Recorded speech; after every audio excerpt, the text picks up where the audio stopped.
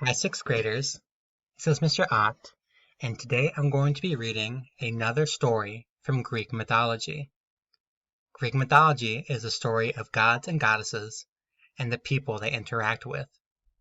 Today I'm going to be reading the story of Narcissus, the boy who loved himself. I hope you enjoy it. Have you ever seen a narcissus flower bloom and wondered where it came from? Listen to the story of Narcissus. Narcissus was an unusually handsome young man. Many young maidens were in love with him, but he rejected them all as not being good enough for him. Narcissus was hunting in the forest when he passed by a tree where the beautiful nymph Echo was resting. When Echo saw him, she fell deeply in love with him.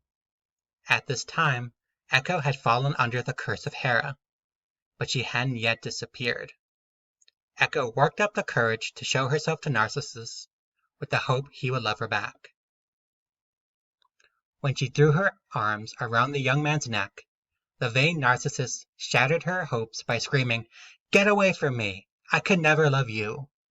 The goddess Nemesis, whose name means righteous justice, repaid Narcissus for his cruelty. When Narcissus bent down by a pond to drink, she pointed a finger at him and said, "May he who loves no one else love only himself." When Narcissus saw his own reflection in the pond, he fell deeply in love with it.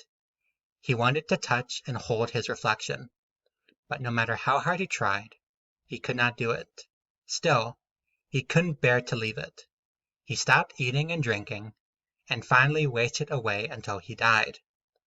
A beautiful flower bloomed in the place where he died, a golden trumpet surrounded by white petals.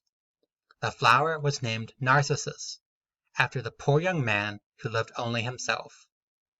So whenever you see a narcissus, remember, you should always show love and kindness to others.